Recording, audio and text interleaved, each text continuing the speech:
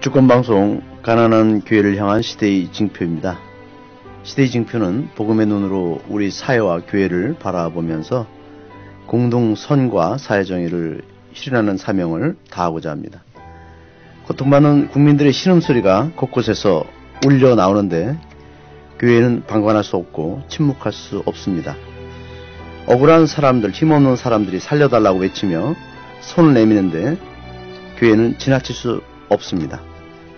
시대의 징표는 목소리 없는 자들의 목소리로 사르신 오스카 로메로 대주교와 같은 교회가 되기를 추구합니다.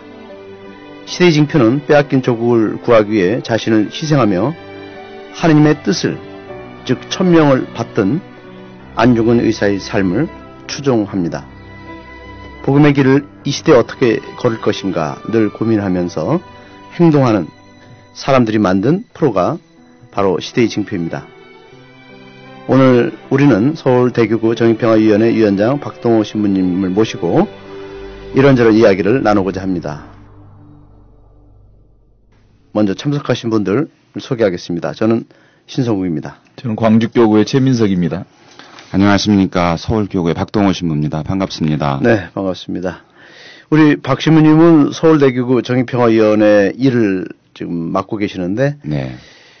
우리 청취자들 중에서 정의평화위원회를 아시는 분도 있지만 또 잘 모르시는 분들이 있으니까 네. 천주교 정의평화위원회란 어떤 단체인가 네네. 좀 간단히 소개 부탁합니다. 네. 우리나라에서 그리고 우리 교회 한국 천주교 안에서는 그 상당히 생소하지만 사실은 2차 바티칸 공의회 62년에서 65년에 있었던 공의회에서 그 주목할 만한 그 문헌 중에 하나가 이제 사목헌장이죠. 그 사목헌장에는 그 시대의 징표를 읽고 그리고 복음의 빛으로 그것을 해석하고 인류와 세상이 나아갈 길을 가리키는 이제 제시하는 것이 교회가 세상 안에서 수행해야 될 사목이다라고 하면서 이제 논의를 하고 그 결과가 이제 1965년에 이제 사목헌장이 나오죠.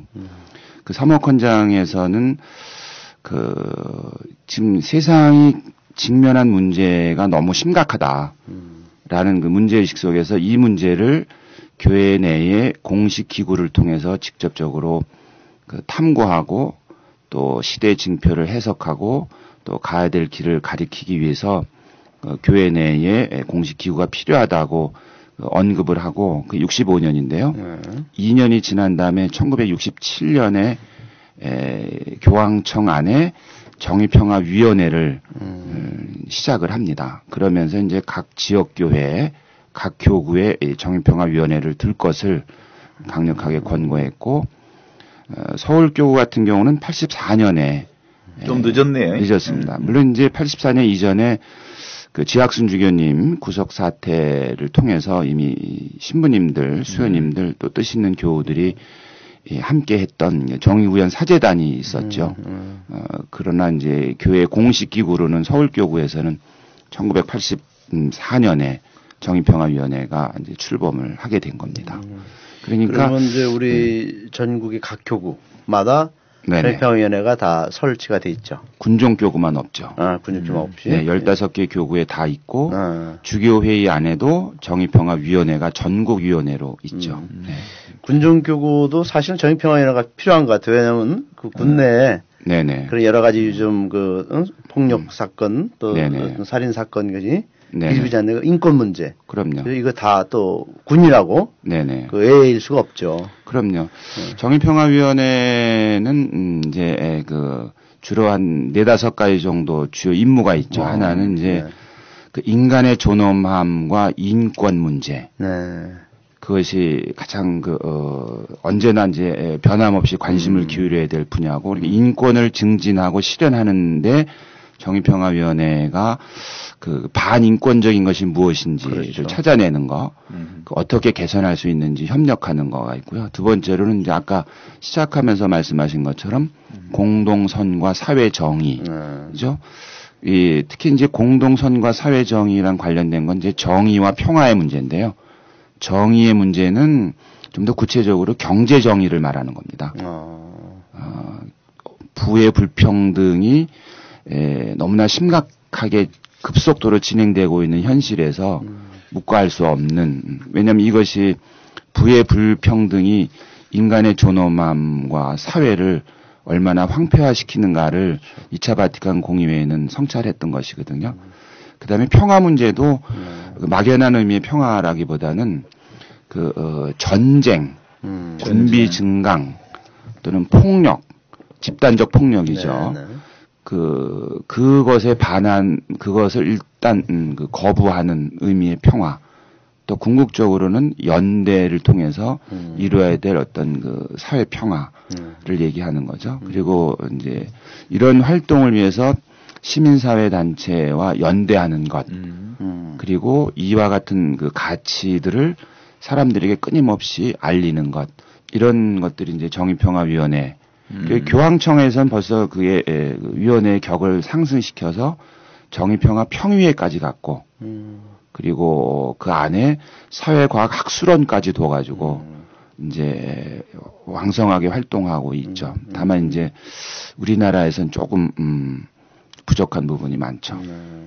그러니까 이제 우리가 자꾸 조금 이렇게 이중 구조를 가지고 있는 게 복음 선포, 복음화하고 방금 얘기한 것처럼 우리가 얘기하는 정의 평화를 우리 사회 안에 구현하는 방식과 이게 서로 다른 개념처럼 이렇게 인식되어지는 경향성이 있단 말이에요. 이제 그러니까 우리가 생각하고 있는 복음화와 그리고 지금 정의 평화와 어떤 관계들이 있는지를 조금 정확하게 좀 보고 넘어가야 할 지점이 생긴 것 같아요. 네네. 이제 복음화는 사실은 세상의 복음화입니다. 천상의 복음화가 아니잖아요. 세상이죠. 세상의 복음화이기 때문에 우리 한국교회에서 이 복음화라는 것과 이 정의평화 실현이라는 것을 구별시키는 것은 제가 보기에는 어떤 헤게모니를 쥔 사람들의 전략이 아니었을까. 그런 거 우선 생각을 해보고요. 복음화라고 얘기할 때에 한국교회에서는 얼마나 많은 신자를 만들었는가에 자꾸 이제 관심을 갖도록 하는 것이죠. 그렇죠. 신자 숫자. 그렇죠. 근데 이건 복음화라는 것은 숫자라는 양적 개념이 아니고 복음, 기쁜 소식, 구원, 해방. 그 구원과 해방은 현실에서의 비구원과 억압을 전제하잖아요. 그러니까 비구원과 억압을 고발하고 타파함으로써 구원과 해방의 기쁨이 화되는 거, 실현되는 거잖아요. 양적 개념이잖아요. 그런 점에서 복음화와 정의의 실현과 평화의 실현은 같은 말에 다른 표현에 불과하다. 이렇게 볼 수 있는 거죠. 그러니까 이제 잘못 해석하면 교회와 세상을 분리하는 위험성에 도출하는 거죠. 그렇죠. 그러니까 방금 얘기한 그냥 정의 평화는 세상의 일. 그렇죠. 복음화는 교회의 일. 따라서 복음화 교회와 세상은 서로 다른 것처럼 복음화와 정의 평화는 서로 다른 것처럼 얘기한 지금 우리 사회에 아주 뼛속 깊게 지금 들어있는 요것을 우리가 해결하지 않는 한 이 이중 구조로부터 우리가 자유로울 수가 없단 말이죠. 아마 저는 이제 그 점에서는 한국 천주교회의 길과 가톨릭 교회, 보편 교회가 제시하는 길이 지금 너무 거리가 멀어지고 있다. 보편 교회는 이미 교회 자체가 세상 안에서의 누룩. 그러니까 세상의 어느 파트가 아니고 한 파트, 원 오브 댐이 아니고 세상 곳곳에서 누룩으로서 그 누룩은 하느님의 누룩이고 하느님은 인간의 해방과 구원을 희망하시는 분 그런 거잖아요. 그러니까 교회는 하느님의 누룩이고 또 교회에 대한 이해를 교회는 목적이 아니고 도구다. 하느님의 도구. 어떤 수단. 그렇죠. 그러니까 도구가 사용자의 뜻에 맞게 잘 활용이 되면 이로운 도구, 이기가 되는 것이고 이게 잘못 사용되면 흉기가 되는 거잖아요. 여기에 우리가 지금 잘 아는 정서적으로 보면 이게 교회는 달을 가르치는 손가락이고 그리고 우리가 지향해야 할 곳은 달을 향하는 거고. 네네. 그런데 사람들을 달을 보라고 하면 손가락을 본다는 그런 네. 우리의 그 저기 얘기처럼 네네. 교회는 사실은 교회 자체를 위해서 있지 않고 그럼요. 하느님 나라를 위해서 있음에도 불구하고 네네. 조금만 잘못하면 네. 교회가 교회 자체를 위한 존재의 목적이라고 착각할 가능성이 얼마든지 있다는 거죠. 교회가 이제 목적이 될 위험이 있죠. 정의평화 서울대교 정의평화에서는 책자를 제가 구입을 했는데 거기에 이제 그 책자 제목이 세상 속의 그리스도. 아, 예. 그러니까 네. 교회 속의 그리스도가 아니라 세상 속의 그리스도가 돼야 된다는 그런 걸 타이틀을 달았거든요. 그게 아마 지금 우리 신부님이 말하는 게죠. 그런 복음화. 그건 세상 속에서 이루어지는 것이다. 그럼요. 그죠? 네. 복음화는 세상을 복음화하는 것이 천국을 복음화할 이유는 없잖아요. 네. 그리고 이제 신부님이 이제 제가 신부님이 이제 이렇게 어떤 동영상 강의도 제가 들어보고 또 이렇게 글 쓴 것도 봤는데 신부님은 서울대교 정의평화 위원장이신데 어떤 소명감으로 또 어떤 계기로 그런 일을 이렇게 기꺼이 맡으시고 하시는지. 아니 박동호 신부님만 정의평화위원회 특별한 소명을 받은 것처럼 생각하는데 알고 보면 신자들도 그렇고 신부들도 그렇고 누구든 다 그 정의와 평화에 대한 소명은 다 받았지 않을까? 다 받죠. 근데 이제 신부님 같은 경우 개인적인 어떤 그런 계기가 있지 않을까 해서. 네, 무슨 뭐 너무 거창한 질문이신데 저는 그렇게 거창하지는 않고요. 처음에는 이제 학생 시절에 그 동료들의 어떤 그에 대한 그 부채 의식이 좀 컸습니다. 그 내가 지금 이렇게 생활할 수 있는 배경에는 내 동료들이나 선배들이 희생이 있었죠. 뭐 학교에서 제적당한 분들은 이제 생계를 꾸리기 어려워서 학원 강사를 하다가 또 망가진 분도 계시고 뭐 이런 분들을 이제 아름아름 들으니까 좀 마음 한켠에 그런 부채의식이 있었고 신학교를 들어가는데 좀 뭐랄까 성속을 너무 철저하게 구별하는 거예요. 제가 신학교를 가니까 그 세상에서 때가 잔뜩 묻은 그 직장 생활 잠깐 하고. 그러니까 대학 졸업하고 직장 생활하고 그리고 난 다음에 신부 되겠다고 신학교에 왔기 때문에 사회에 때가 많이 묻은 신학생이다. 근데 그거를 그냥 이렇게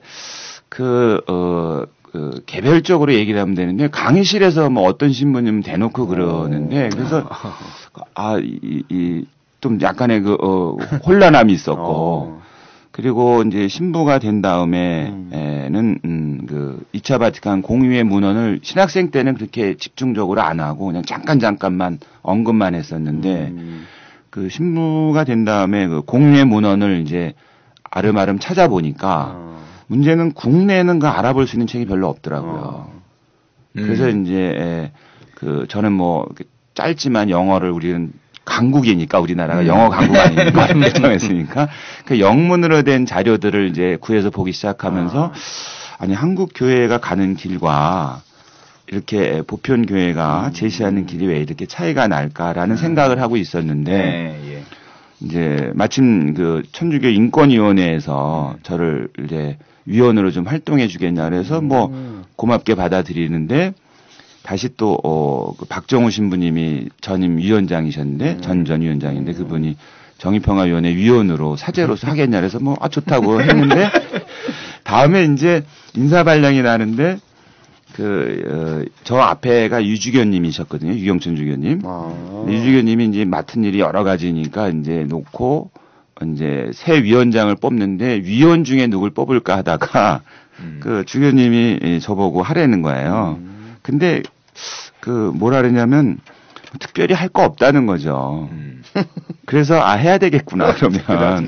그런데 이제 처음에 말씀드린 것처럼 인권의 문제라든가 또는 경제정의 문제나 이런 문제들은 교회가 안고 가야 되고 분명히 거기서 어떤 그 누룩의 역할을 해야 된다는 생각이 있었기 때문에 주교님은 별로 할 일이 없다고 생각하실지 모르지만 저는 할 일이 참 많은데 좋은 기회다. 내가 그리고 빚도 좀 갚고 열심히 해야 되겠다. 그런 뭐 소박한 취지였습니다. 그럼 이 자리에는 사실 알고 보면 네네. 박동원 시부님은 네. 그 대학을 졸업하고 직장생활을 하다가 신학교에 들어온 출신 네. 성분에 있어서는 때 묻은 성분이고 그렇죠. 우리 이제 신성국 시부님은 사실은 네. 소신학교 출신이거든요. 아, 네. 그 어렸을 때부터 신부의 꿈을 안고 네네. 중고등학교 네. 대학까지 않는 순수한 영어로 시작한 네. 신성국 시부님. 근데 그 자리에 지금 마주 앉아 있네요, 그죠? 네. 아 정말 그 학생 때 그런 얘기를 들을 때는 아니 신부님들이 뭐가 그렇게 세상에 대해서 화가 나서 그럴까? 어쩌면은 더 힘들게, 더 열심히, 더 의미 있게 살려고 애썼던 세상 사람들인데 그것을 때묻었다 그런 그 아쉬움이 있었죠. 난 그 생각을 하면서 신성복 신부님은 그때 당시에 네. 아무튼 순진무구한 중고등학교 대학교를 네. 소신학교로부터 출발했으니까 그때 사회에 물 먹고 온 사람들 실제로 솔직하게 그때 어떤 생각을 가졌어요?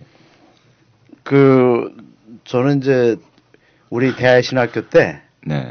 까지만 해도 현역 출신들이 많았어요. 네네. 그러니까 그대로 고등학교 생활하고 온, 우리 박 신부님처럼 대학교 생활하고 한 사람들이 아주 드물 때였습니다. 네네. 그런데 이제 나중에 이제 대학원 가면서 그분들을 만나게 됐는데, 사실은 다 우리 선배들이니까, 나이로 보나, 선배들이니까, 그러게 처음에는 좀 약간 저 사람들 뭐 일반 대학 마치고 마땅히 뭐 직장 구할 데가 없으니까 들어왔다지 그것이 강했어요. 이제 우리가 수습하니까. 그런데 이제 지내면서 보니까 어떤 성숙한 면, 인격적인 성숙함이라든지 아니면은 세상에서 어떤 좀 우리가 다른 시각에서 이렇게 교회를 바라보거나 사회를 바라보는 눈을 많이 배웠어요. 그래서 인식이 사실 좀 좋아졌거든요. 네. 근데 박신민 같은 경우는 제가 볼 때 대학교에서의 그런 부채의식도 있었지만은 가정적으로도 저는 그 부모로부터 받은 어떤 정신적인 것이 영향이 있을 거라는 생각이 사실 오늘 나는 사실 그 질문을 하고 싶었어요. 분명히 부모로부터 뭔가 그런 그 뿌리가 신부님은 오늘날 만들지 않았는가 신앙적인 면에서나 인간적인 면에서 글쎄 저희 부모님 아주 소박하고 평범하신데요. 제가 어렸을 때 모르겠습니다. 제가 그 기억을 만든 것인지 원래 그랬는지 제가 그 청구초등학교라고 한 반에 한 80명이 넘었어요. 서울에 아주 이제 그 옛날에 말하자면 이제 그 농촌과 어촌, 산촌의 인구가 뭐 90% 가까울 때여서 이제 우리가 60년대를 거치면서 도시화가 되면서 이제 도시 인구가 급증하니까 학교가 모자라고 반에 뭐 80명 막 85명까지 가고 막 그랬거든요. 근데 그때 초등학교 때인데 그 가정환경조사서를 쓰잖아요. 그런데 거기 종교란에 쓰지 못하게 했어요. 천주교라는 그거를. 왜 그랬는지 모르겠어요. 저희 할머니도 쓰지 말라 그랬고, 저희 어머니 아버지 쓰지 말라고. 부모님들이? 네네. 근데 그거를 저는 항상 궁금함을 가지고 있었는데, 아마도 그 교회가 가지고 있었던 그 시대, 사회에 대한 그 저항의식, 사회의 어떤, 그것은 우리 한국 천주에 가지고 있는 뿌리 같은 거잖아요. 우리는 그걸 신앙으로만 해석했지만, 이 위정자들이 볼 때에는 이 사회의 사회를 끌고 가고자 하고 있던 그 시대 정신하고 맞지 않았을 경우에 가장 그래도 그 목숨을 내놓고 움직일 수 있는 집단하면 신앙을 바탕으로 한 천주교가 아니었을까. 우리의 오늘날 우리는 이제 순교 성인들을 종교적인 관점으로만 해석하지만 다른 시각으로 보면 그 시대의 정신이 신앙의 가치하고 맞지 않았을 때 과감하게 그 시대를 버리고 신앙을 선택하고 그것 때문에 죽음도 불사했던 그런 해석이 가능하잖아요. 그런 점에서 저는 그 어렸을 때 그 질문 왜 저희 어머니 아버지나 할머니는 그걸 쓰지 말라 그랬을까 하는 것을 그래서 가끔은 생각을 하는 거죠. 천주교는 어쩌면은 사람들한테 손가락질을 받을 수도 있고 때로는 거창하게는 핍박을 받을 수도 있다. 그러니까 차라리 평소에는 숨기고 사는 게 살아가는 길인가 보다라고 어른들은 해석하신 것 같지 않을까. 그리고 이제 할머니 댁이나 이런 할아버지 댁에서는 오래전부터 그 신앙생활을 하셨고 그래서 뭐 그 교우촌이라고 하는 곳에서 이제 뿌리를 내리고 사셨다고 하는 얘기를 들어서 그 정도로만 해석을 합니다. 뭐 저희 어머니 아버지나 할머니 할아버지가 이렇게 거창하지는 않으셨지만 그래도 저희들한테는 그런 정신을 조금 심어준 건 그런 방법이 아니었을까 생각합니다. 그러니까 이제 그 삶과 우리 구체적인 세상과 교회가 늘 그 이중 구조에서 합일화시켜서 같이 가야 할 흐름이라고 볼 수 있을 텐데 특별히 이제 그런 점에 주안점을 두고 정의평화위원회 주요 활동 중에 하나가 이제 사회교리를 구체적으로 우리 신앙 안에 어떻게 이렇게 함께 할 것인가라고 하는 부분인데 이제 우리 그런 그 의문들이 드는 거 아니에요, 사실은? 가톨릭 교회의 교리가 제대로 정리되었다면 지금 교리가 제대로 가르치고 있다면 굳이 사회 교리라고 하는 말을 써야 되는가? 그럴 필요가 없죠. 그죠? 그러니까 지금 아주 많이 좀 부족하다는 것을 전제하고 지금 하는 얘기잖아요. 어떤 점에서 그렇게 많이 부족합니까?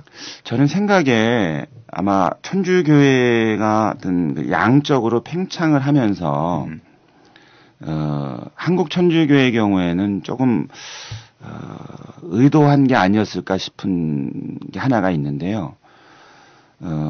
신자들을 교회 안에 가둬두는 쪽으로 양성한 게 아닐까. 그러니까 교회와 세상을 분리시키되 신자를 교회 안에 두고 교회 질서 안에서 머물도록.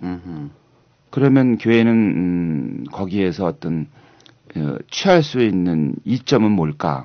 하나는 당연히 신자 숫자가 많아지니까 사회 내에서 어떤 내놓을 수 있는 영향력을 확보할 수 있을 것이고 또 하나는 신자들이 많아지니까 양적인 팽창은 자연스럽게 재물의 축적을 가져오는 거. 그게 좋잖아요. 영향력을 행사하고 재물을 축적하는 거가 경제적 이익하고 권력의 욕망 두 개가 결합되는 거에 다른 것과 없을 텐데 그러려면 좀 솔직히 표현하면은 신자들이 머물 수 있는 그 테두리를 분명하게 해줘야 되겠다. 그러면 이제 사회교리 말씀하셨는데 우리 교리가 뭐 믿을 교리도 있고 성사 생활도 있고 기도 생활도 있는데 요 세 가지는 전부 다 신자들이 세상에서 어떻게 잘 살 것인가에 대한 내공이잖아요. 영혼의 준비, 마음의 준비, 정신 자세 이런 거라면 실제로 경제 생활을 하고 정치 활동을 하고 문화 생활을 하고 교육 활동을 할 때 어떤 가치관으로 살아야 이 사람이 그리스도인다운가. 그 부분이 분명히 교리 안에 있는데 이 부분은 말을 해주고 가르쳐주면 자꾸 불편해지는 거죠. 그래서 한국천주교회에서는 그 부분을 일부러 생략한 게 아닐까. 사회교리 파트를. 그렇죠. 저는 일부러 생략했다고 생각해. 굳이 사회교리가 아니어도 예를 들어서 가톨릭교회 교리서가 1편이 신앙고백이고 2편이 성사생활이거든요. 그리고 4편이 기도예요. 이 3편이 그리스도인의 삶인데 이 그리스도인의 삶이라는 이 거의 분량으로는 4분의 1을 훌쩍 넘어요. 분량으로 한 5분의 2쯤 됩니다. 이 내용이 삼옥헌장의 구조를 그대로 가져오고 삼옥헌장의 일부가 인간의 존엄함과 인간 공동체거든요. 그 인권의 문제가 나오고 사회정의 문제가 나오는 거고 2부에 가서는 그 가정, 문화, 경제, 정치, 국제질서, 평화 이런 분야별로 강론으로 나오는 건데요. 요 구조가 그대로 교리서 안에 들어와 있어요. 근데 한국교회에서는 각 교구에서 내놓는 교리서라든가 주교회의가 내놓는 예비신자 교리서에서는 이 내용이 거의 빠진 거죠. 그러니까 70년대, 80년대, 90년대, 2000년대로 오면서 천주교회에서 교리를 하고 6개월이나 8개월에 1년을 교리를 하고 신자가 된 분들은 이 내용을 익히질 않은 거죠. 익히질 않은 거지만 한편에선 주는 쪽에서 주질 않은 거랄 수도 있는 거죠. 이걸 만약에 없는 거였다면요, 이야기가 좀 설명이 되는데 있는데도 안 한 거니까 그거는 못한 게 아니라 안 한 거라고 봐야겠죠. 그 안 한 배경은 뭘까 하면 거기에 이제 의구심이 자꾸 드는 거죠. 우리 복음 안에 늘 이제 정의의 문제를 건드릴 때 기억되는 복음 중에 하나가 착한 사마리아인의 비유. 루카복음 10장 29절에서는 33절의 말씀 여기 기억나는데 그러니까 이제 뭐 다 아는 얘기지만 어떤 사람이 예루살렘에서 에리코로 가다가 강도를 만났다 이렇게 이제 시작하면서 거기에서 이제 레위와 사마리아 레위 사제 사마리아 세 사람이 등장하죠. 그 사람들은 이제 행동 방식을 이렇게 보게 되고 뭐 레위나 사제는 자기 볼 일 따라 그냥 가고 결국은 사마리아 사람만 그렇죠. 응급 조치해주고 그리고 여관에 데려다주고 사후 조치까지 해주는 상황으로 요 흐름을 보면 결국은 같이 간 거 아니에요 사실은 레이도 사제도 그리고 강도 만난 사람도 어떤 의미로 또 사마리아 여인도 한 인생길을 가면서 어느 누군가가 상처받고 피 흘리고 아파하고 하는 어떤 인생의 여정에서 강도 만난 사람. 근데 이제 두 사람의 행동 방식이 주목이 되어지는데 사제와 레이. 자기 볼일을 보러 간다는 거예요, 그냥. 그 옆에 강도가 죽어가는 것을 그대로 놔둔 채. 강도 당한 사람이 죽어가는 거죠. 네, 강도 당한 사람. 강도 당한 사람. 그러니까 그런데 이제 사마리아 사람은 이제 그걸 함께 아파함을 같이 사후 조치까지 한다는 얘기는 그렇단 말이에요. 이 지점에서 이제 지금 우리 교회가 어느 지점을 가고 있는가, 이 세 유형 중에 지금의 우리 교회는 어떤 유형인가, 여기서부터 주로 이제 우리의 가야 할 방향들을 다시 재설정해낼 수 있는 복음의 흐름 아니겠어요? 그렇죠. 누가 이 강도 만나서 죽어가는 사람의 친구가 되어 주었느냐? 이게 이제 예수님의 핵심 질문인데. 그 지점에 있어서 늘 우리가 이제 아주 중요한 우리에게 끊임없이 되물려 주는 질문 중에 하나일 텐데 우리 한국교회 어느 지점에 있는 것 같습니다. 그 착한 사마리아 사람의 그 비유에 등장하는 그 사제와 레위가 자기 볼 일이라는 건 아무래도 이제 재단에서 봉사하는 거겠죠.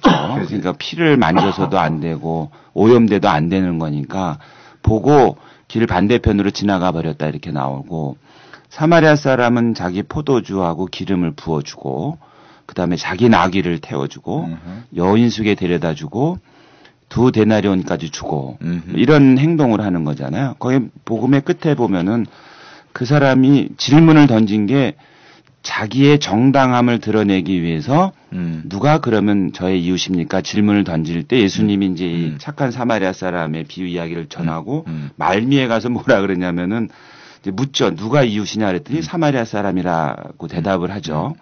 그때 예수님은 아주 한 문장으로 끝내잖아요. 너도 가서 그렇게 하여라잖아요. 그러면 요 내용을 특히 최근에 이제 2차 바티칸 공의회 지날 때도 그렇고 최근에 교황인 프란치스코 교황님이 요 복음을 자주 인용을 하죠. 지금 교회가 사제와 레위의 위선에 빠졌다라는 건 아예 뭐 몇 차례 벌써 얘기를 한 거고, 그러면서 이제 그 위선에 빠졌다는 질책에는 그렇게 하지 않는다는 거죠. 가서 그렇게 하라고 그랬는데 그렇게 하지 않는 대신에 뭘 하냐면 사제로서 할 일, 레위로서 할 일, 거기에 이제 몰두하면서 수많은 사람이 지금 강도당해서 옷을 빼앗기고 두들겨 맞아서 초주검이 된 상태인데 교회가 지금 그 사람에게 포도주하고 기름도 발라주지 않고 자기 나귀도 태워주지 않고 여인숙에 데려가 주지도 않고 2 데나리온 주지도 않고 그 대신 사제와 레위처럼 제단에 나가서 하느님을 찬양 경신례를 한다, 이 지적인 거잖아요. 그렇게 보면 이제 그건 교황님이 말하는 건 전 세계 교회를 놓고 볼 때 특히 복음의 기쁨 같은 데서 보면은 그 내용이 아주 준엄하죠. 지금 수많은 사람, 소수의 사람들의 행복을 위해서 대다수의 수많은 사람이 신음할 수밖에 없는 이 구조에서 교회는 과연 무엇을 해야 되는가를 이제 강하게 이야기하시잖아요. 한국 교회도 그 점에서 보면은 뭐 비켜설 수가 없죠. 한국 교회는 지금 뭐 저는 뭐 위선에 빠졌다라는 거는 좀 점잖은 표현일 수 있고요. 뭐냐면 사람이 예리코에서 예루살렘 길에서 강도를 당한 사람이 때리고 옷을 빼앗아가고 초주검이 된 이 사람들이나 그것을 막지 않거나 그 사람을 보고도 아무것도 하는 사람은 사실은 구조적으로는 한편인 거죠. 그렇죠. 거기서 이 구조하고 맞선 사람은 사마리아 사람밖에 없는 거잖아요. 그러면 나는 그 사람을 때리지 않았어. 나는 그 사람의 옷을 빼앗지 않았어. 나는 그 사람이 초주검이 되도록 내버려두지 않았어.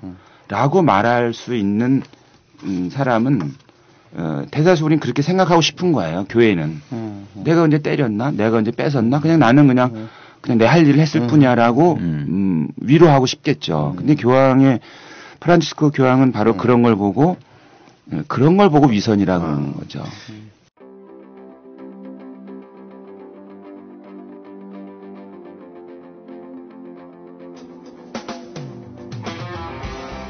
주권방송과 함께 박근혜 시대를 헤쳐가시는 애청자 여러분들께 정중히 인사드립니다.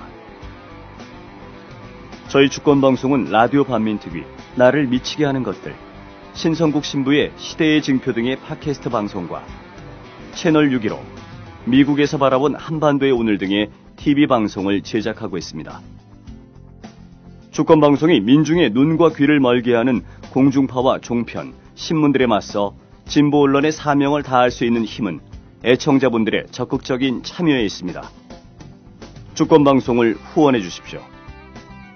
홈페이지 www.615tv.net에서 민들레 홀씨 정기 후원인이 되어주시거나 우리은행 1005-501-779-765 주식회사 주권방송으로 직접 후원을 해주셔도 좋습니다.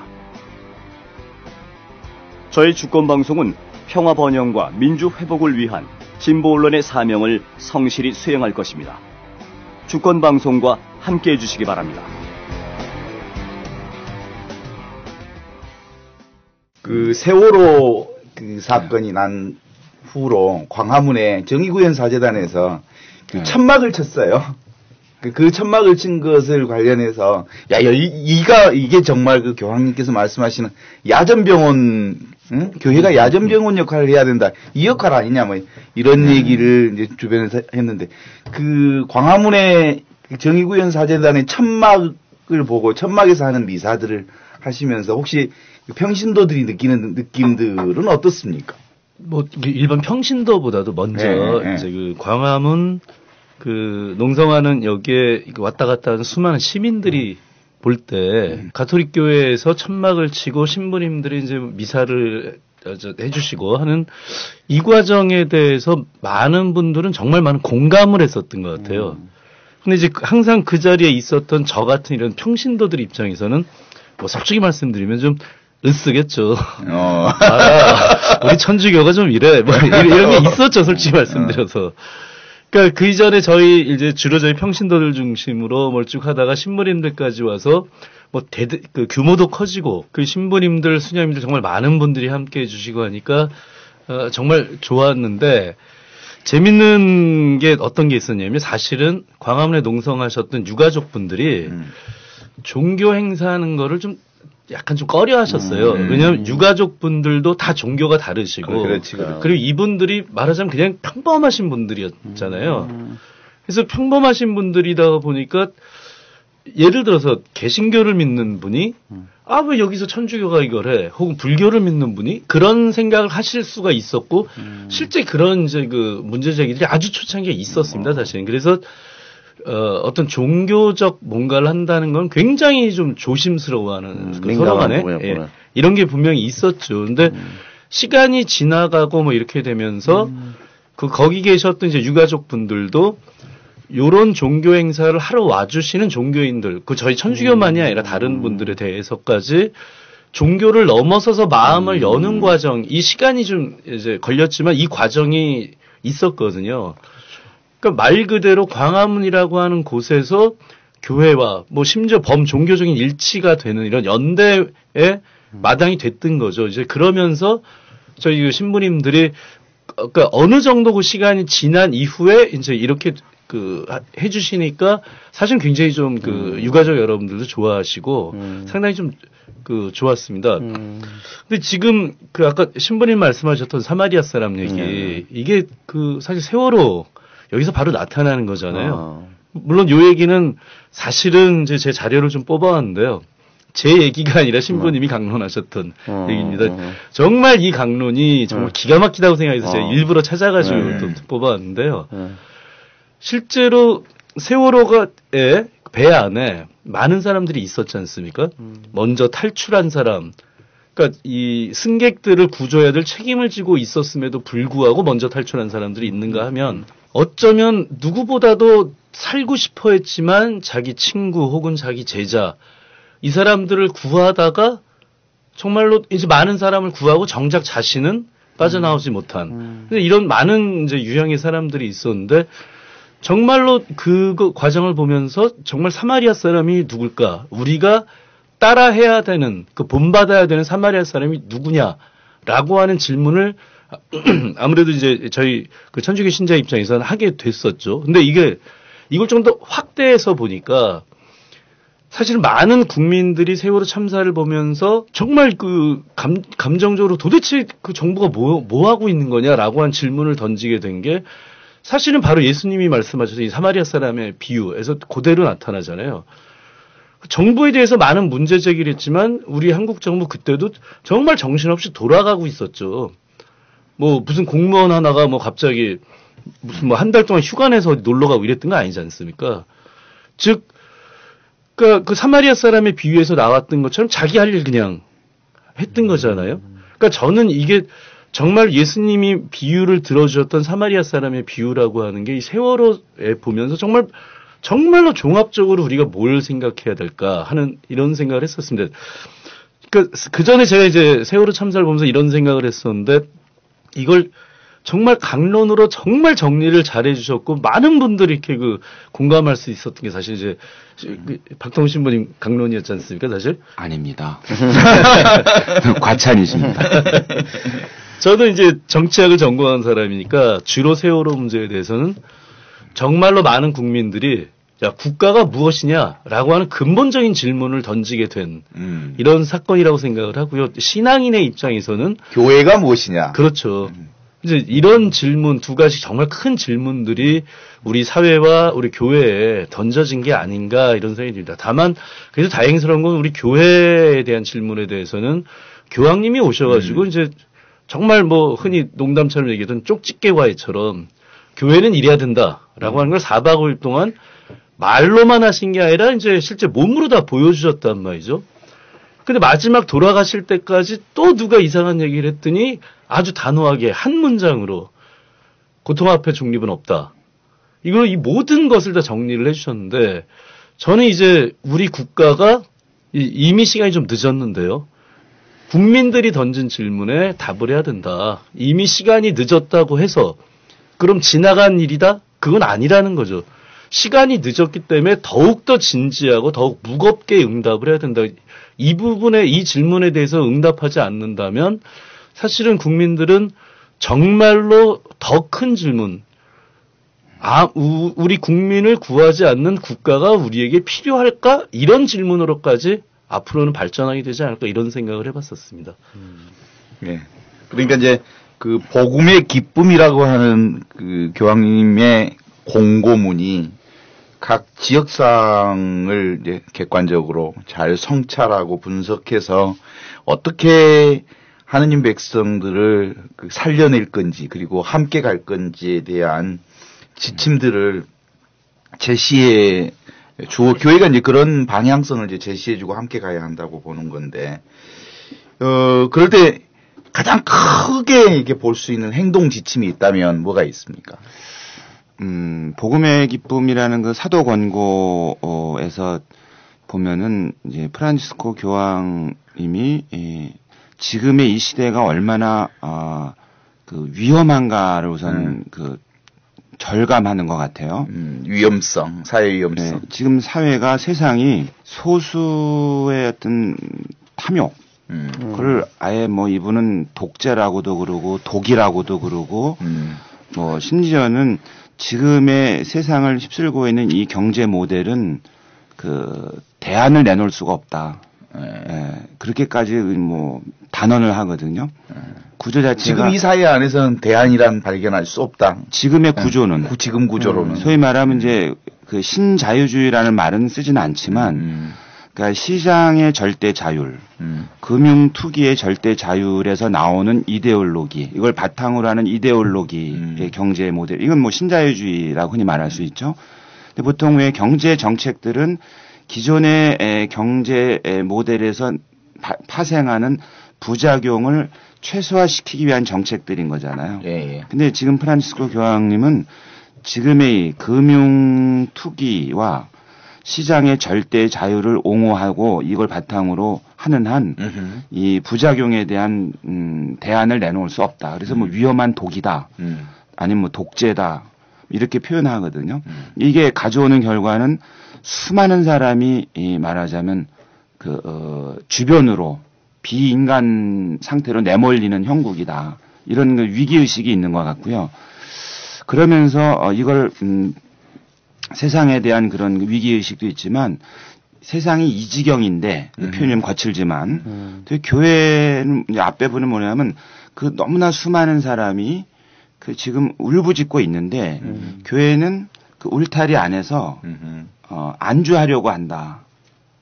라는 인식이 있어요. 그래서 그 복음의 기쁨의 2장에 가면 교회라고 이제 이렇게 일반화시키질 않고 아예 대놓고 그 사목 활동가들. 저는 이제 뭐 우리나라의 현실이나 일반 현실에서 보면 사목 활동가는 주교님들하고 신부님들이죠. 그렇죠. 이 주교님들하고 신부님들이 지금 어떤 모습으로 살고 있는가를 그 복음의 기쁨의 2장의 이 챕터 2에 가게 되면 아주 정난하게 묘사하는데요. 아주 시작부터 얘기를 합니다. 그러니까 많은 사목활동가들이 봉헌 생활자들 포함하여 많은 사목활동가들이 자기 자신의 자유시간과 자신의 안위에 자신의 편리함에 절제하지 못하고 지나치게 집착하고 있는 모습을 봅니다예요. 그럴 수도 있습니다가 아니라 그러면서 이게 이제 78항부터 쭉 나가는데요. 뭐 폐쇄된 엘리트 집단, 뭐 불의에 뭐 야합하거나 또는 회색빛 실용주의 그 사용하는 언어들이 아주 단호합니다. 단호하고 그러니까, 아주 그러니까 질책성 언어들이 그렇죠. 아주 많은 거죠. 그러니까 세상이 이 모양이 됐는데 이렇게 지금 비인간화의 길로 치닫고 있는데 여기에서 누르게 돼야 되고 자기의 어떤 그 사명을 다해야 될 교회가 그 일을 안 하고 이제 자기들끼리의 편리함을 추구하는. 그래서 한국 천주교회에 오셔가지고 그 주교님들하고 하신 말씀 가운데 영어로만 제가 표현하면 A part of society가 되려고 한다는 거야. 한 사회에 한 그 파트가 돼서 거기서 자족할 수 있잖아요. 그렇지. 개토화된. 그렇지. 개토화라고 개토화 되겠죠. 그럼 그 안에서 만약에 제가 조금 전에 말씀드린 것처럼 어느 정도 신자가 있고 재물이 있고 영향력이 있으면 굳이 다른 집단에서 무슨 일이 벌어지는지 관심을 안 봐도 되는 거잖아요. 또 하나의 이익 집단의 형태의 모습을 구하고 있다. 뭐 이렇게 보는 거죠. 네. 그러니까 프란치스코 교황님의 그 복음의 기쁨에서 말씀하시는 그 내용들은 제가 보기엔 첫 번째로는 지금 세상이 이대로 가는 것이 너무 위험하다라는 자각. 둘째로는 거기에 대해서 그런 조금 전에 착한 사마리아 사람 얘기했지만 수많은 사람들이 강도를 당해서 옷을 빼앗기고 두들겨 맞아서 초주검이 되고 있는데 교회는 과연 뭘 하고 있느냐라는 두 번째 자각. 그러면서도 세 번째로는 교회가 할 일은 뭐랄까 번영의 신학, 또는 뭐 웰빙의 문화, 만사형통, 이런 게 아니고 십자가의 영광이다. 그런 걸 촉구하고 있는 거죠, 교회에게. 그리고 구체적으로는 그 일을 수행하기 위해서 나선 사람들이라고 이제 사람들이 인정하는 특히 주교님들이나 신부님들에게 앞장서라고 요구를 하는 것이고, 그걸 뒤에 가서는 내 존재, 자기 전 존재로부터 절대로 이 사명을 분리시켜서는 안 된다라고 다시 한번 강조하죠. 그런 점에서 프란치스코 교황님의 4박 5일의 한국 방문은 한국 교회에게는 굉장한 도전이다. 이거 어떻게 응답할 것인가. 이거는 만만치가 않다는 생각도 합니다. 아까 얘기하신 것처럼 성직자들을 향하여, 그러니까 결국은 이제 사목 활동가, 사목자들을 향하여 아주 강력한 말씀을, 단호한 말씀을 던졌다는 얘기는 우리 복음서에 비추어 보면 사실은 성정 정화의 책찍이라고 하는 것으로 말로 사실은 책찍을 둔 거나 비슷한 것 같아요. 어떤 의미로 보면 교황님이요 보면 성직자들에게 했던 그 강한 표현의 이것들하고는 조금 다르지만 한국 천주교회를 방문했을 때 첫날 8월 14일 날 청와대를 방문하잖아요. 예. 그 공직자들하고 나눈 연설에서는 그의 버금갑니다. 네. 예를 들어서 이제 그 남북 관계를 얘기하면서 그 군사적 시위라든지 상호 비방 이런 건 하나 도움이 안 된다. 오히려 그 외교가 도움이 된다 하면서 외교를 그 아트라고 표현해요. 예술이다. 그다음에 이제 한국도 경제적인 불평등, 정치적인 갈등, 그다음에 생태 환경에 대해서 고심하고 있다는 걸 안다.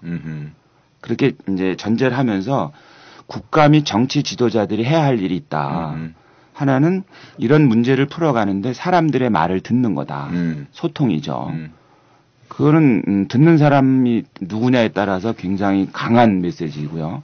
그러면서 그런 얘기를 하면서 뭐라 그러냐면 특히 그 사회적 약자의 목소리를 들을 줄 알아야 된다. 국가 및 정치 지도자는. 근데 목소리를 듣는 게 아니라 긴급히 요구하는 것을 해결해 줘야 된다.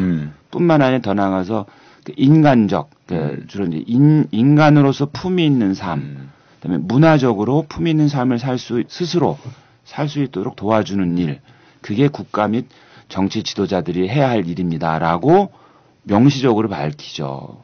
큰 틀에서 보면은 그러면 네네. 예수 시대 예수님의 어법하고 거의 유사해요. 네네네. 예수님이 종교 지도자들과 정치 지도자 권력자들에게는 아주 단호하시고, 그럼요. 백성들에게는 아주 부드럽게 그들을 껴안아 주셨던 그런 그 컨셉이 프란치스코 교황님 안에 정확하게 드러나신 컨셉이네요. 그렇다고 저는 해석을 하죠. 그래서 지금 이분이 8월 14일 오셔서 청와대에 오전에 들리고 오후에 주교회의에 들러서 주교님들하고 한 이 두 연설문을 같이 놓고 이렇게 보면은 지금 신부님 말씀하신 것처럼 지도자들에게는 물러남 없이 단호하게 요구하시고, 그다음에 뭐 광화문에서라든지 대전에서라든지 청중들하고 이야기할 때는 내용들이 희망, 용기, 위로, 격려, 따뜻함 이런 어법들 하면서도 몸소 보여주는 그런 걸 저는 보았죠. 그래서 아마 앞으로 한국 교회와 한국 사회가 교황님의 어떤 이런 요구를 어떻게 응답할까 주목해야 될 것 같습니다. 주민 저기 복음의 기쁨에서 나타나는 평화의 문제는 어떻게 보고 있습니까? 그 평화 이제 복음의 기쁨이 두 문제를 갖다가 집중적으로 다루는데, 하나는 경제적 이게 격차. 그러니까 구조적 원인이라고 아예 대놓고 말합니다. 이 구조적 이 원인을 제거하지 않고서야 이 함께 사는 사회를 못 만든다. 그래서 이제 경제적 격차가 사람을 배제하는데 이제 앞으로 사람을 포용하는 사회를 만들어야 된다 하면서 사회에다 대고는 그 금융 지도자와 정치 지도자들이 구조적 원인을 제거하는 데 앞장서라. 그리고 교회 보고는 사회적 약자를 위한 가난한 교회가 돼서 모범을 보이라 하고 주문을 하고요. 그다음에 이 불평등은 불가피하게 폭력을 가져올 수밖에 없다. 그렇죠. 그러니까 평화를 구축하기 위해서는 이 불평등의 구조를 개선하는 것이 우선이고 그 교회 보고는 국가와 대화를 나서라. 국가와 평화를 구축하기 위해서 달리 말하면 불평등의 구조를 개선하는데 교회가 국가에게 도움을 줄 수 있는 건 주고 도움 받을 이런 취지가 하나 있고 두 번째는 시민사회단체와 연대하라. 평화를 구축하기 위해서. 세 번째로는 다른 종교들과 힘을 합쳐라. 그 주문을 하죠. 그것이 복음의 기쁨에 나오는 그 진정한 의미의 사회 평화를 얘기하는 거고요. 좀 특별한 거는 그 전에 교회의 가르침에서는 못 보았던 4개의 원리를 제시하는데 하나는 과정이 시간이 공간보다 위대하다라는 원리죠. 무슨 얘기냐면 공간을 지배하려는 자는 권력을 점하려는다는 거예요. 그 공간 안에다가 자기 영향력을 갖다 놓고 자기가 독점하려는 건데 시간은 끊임없이 앞으로 나아가기 때문에 머물기를 거부하잖아요. 그러니까 과정을 중요시 여겨라. 네. 그 순례자의 영성이 이제 시간 영성이에요, 그렇죠? 네. 그리고 전체가 부분보다 위대하다 할 때는 그 부분적인 것에다가 몰두해가지고 다른 분야들을 어지럽히지 말고 모두가 다 그 자리를 차지할 수 있는 다양함을 존중하고 전체적 비전을 봐라. 그러면 평화에 이르기 쉽다. 뭐 이런 지향이고요. 그다음에 일치가 갈등보다 위대하다. 뭐 갈등이라는 게 나쁜 게 아니라 갈등이 있으면 제3의 길이 있다. 두 갈등을 하나로 모으되 두 갈등이 그 가지고 있는 고유함을 존중할 수 있는 제3의 길을 찾는 일치의 길을 찾으라는 거죠. 네, 그러니까 갈등을 극복하는 방식으로서 일치의 길을 찾아내는 지혜가 필요하다. 이런 그런 얘기입니다. 그런 원리들을 평화를 구축하는데 도움이 될 것이다. 나는 그렇게 믿는다. 그렇게 얘기를 하면서 이제 이야기를 풀어가죠. 전통적으로 우리가 이제 평화라고 얘기할 때 그동안 우리가 썼던 것은 그 평화는 가난한 사람들을 이렇게 달래주거나 위로해주거나 그리고 그들의 예를 들면 노동자들이 침묵하도록 만들거나 또 부유한 사람들의 만족스러운 생활 양식을 떠받들어 주거나 이런 방식으로 해서 서로의 영역을 인정해 아무 일 없는 네, 겉으로 고요해 보이는 그런 방식으로의 평화를 본능적으로는 누구나 다 원하잖아요. 그게 이제 아무 일 없는 게 좋은 거 아니야? 좋은 게 그렇죠. 이런 겉으로 생각. 보이는 그런 것에 그런 평화 같은 경우는 항상 무슨 불편함이라든가 미움이라든가 갈등의 씨앗이 계속 자라는 거죠. 겉으로는 아무것도 아닌 그냥 잘 유지되는 것 같지만 조금 전에 말씀하신 것처럼 경제 문제의 평화, 노동자들이 불만이 있을 때 가만히 있고 그럼 이제 잘 돌아가는 것 같죠. 그러나 그것이 시간이 지나면서 노동자들이 만약에 그 삶의 어떤 그 고통이 커져서 어느 시점에 이르러 더 이상 견딜 수 없을 때는 그건 평화가 깨지는 건 순식간인 거죠.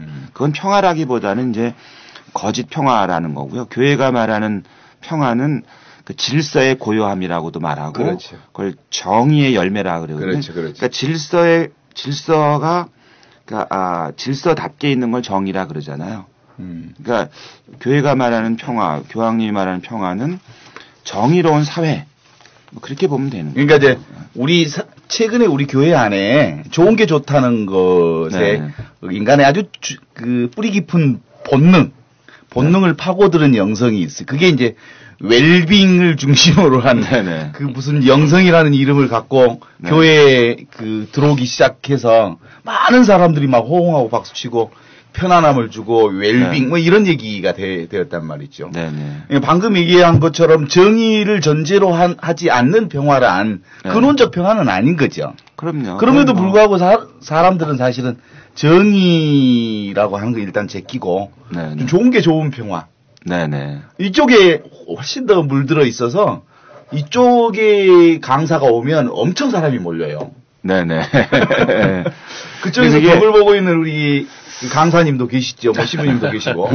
그런데 그게 사실은 조금만 생각을 더듬어 보면 이게 얼마나 위험한지는 금세 알 수 있는데요. 제가 이제 어제 본당에서 강론할 때 그런 말씀을 드렸어요. 그러니까 그 하느님의 때 그러니까 언제 오느냐 뭐 요새 이제 그 연중 마지막 시기니까 얘기하잖아요. 그런데 그것에 대해서 우리가 진지하게 생각하지 않고 지금 좋은 거, 지금 당장 좋은 거, 우리한테 좋은 거 이걸 하게 되면은 조금씩은 뭐 그런 대로 만족스럽게 가는데 만약에 우리 다음 세대는 어떻게 될까? 그 얘기를 어제 제가 강론 때 잠깐 우리 교우들한테 말씀드렸는데 저희가 60년대, 70년대에 살았던 모습에 우린 그때 좋은 걸 선택한 거거든요. 그 당시 나에게 좋은 거, 우리에게 좋은 거 선택해서 지금 이제 50년이 지났잖아요. 50년이 지났는데 지금 우리 다음 세대, 뭐 우리라고 하니까 좀 그렇습니다만 지금 어른들 세대 말고 지금 청년 세대에게 좀 물려주는 세상은 뭐냐 이런 겁니다. 불과 50년도 안 된 짧은 세월 안에서 그때 추구했던 웰빙이 다음 세대에게는 뭐 웰빙이 아니라 이건 뭐 흔한 말대로 뭐 저출산은 뭐 저리 가라고 결혼 포기하는 건 저리 가라고 이제는 그 대학까지 나온 고학력자의 그 좋은 사람들이 삶의 질이 얼마나 황폐하게 떨어지고 있는지 뭐 취직은 뭐 고사하고라도요. 그러니까 우리가 지금 숨가쁘게 지금 좋은 게 좋은 거야. 지금이 웰빙이야. 이렇게 하는 게 좋아하고 우리 앞 세대들은 왔는데 그래서 지금 뭐 배부르고 등 따시게 지낼지 모르지만 적어도 우리 세대가 다음 세대에게 물려주는 건 뭐냐. 이건 폭탄도 이런 폭탄이 없잖아요. 그렇죠. 그러니까 웰빙이 독이 되는 거죠. 결국은 나한테는 좀 그 독성에 대해서 좀 덜 느낄지 모르지만 내 아들들한테 좀 독을 주고 있는 거잖아요. 그러니까 나는 조금씩 죽었으니까 잘 모르겠으나 지금 당장 내 아들, 딸들이 지금 어떤 처지에서 세상을 맞이하는가. 근데 그 세상은 이 젊은 친구들이 만든 세상이 아니란 말이에요. 그렇죠. 앞에 세상이 만들어서 뒷세대가 진입하는 거잖아요. 그렇죠. 그럼 뒷세대가 지금 들어가 보니까 죽을 세상이란 말이죠. 그럼 그거는 뒷세대의 책임이 아니라 앞세대가 자신들의 그때 웰빙을 추구하다가 좀 표현이 좀 거칠지만 독을 만들어 놓고 가는 거죠. 그렇지. 그 불과 50 뒷사람이 마시는 거예요. 그러면 그 50년도 안 된 세월에 우리 경험한 거거든요. 그 지점을 이제 예수님이 너무나도 잘 아셔서 나는 너희에게 평화를 남기고 간다. 내가 주는 평화는 세상이 주는 평화와 같지 않다. 라고 말씀하신 분명한 말씀을 하시면서 부활하시면서도 늘 이렇게 여러분에게 평화가 있기를 뭐 이렇게 얘기하는 평화. 그러니까 진정으로 예수께서 말하는 평화는 어떤 것인지 이제 정의평화위원장으로서 그건 뭐 간단합니다. 어제 제가 이제 그런 말씀 드렸는데요.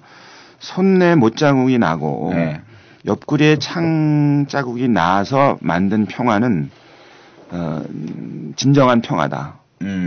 나한테 손에 못자국이 나고 옆구리에 창 자국이 나도 거기서 얻은 평화야말로 남에게 줘도 괜찮을 평화다. 그걸 보고 예수님께서는 당신 제자들에게 이렇게 요구하신 거라고 생각합니다. 그러니까 그 얘기는 십자가를 통해서 보여준 평화라는 거죠. 십자가의 길을 가지 않고 웰빙을 꿈꾸는 거는 그건 허상이다, 환상이다.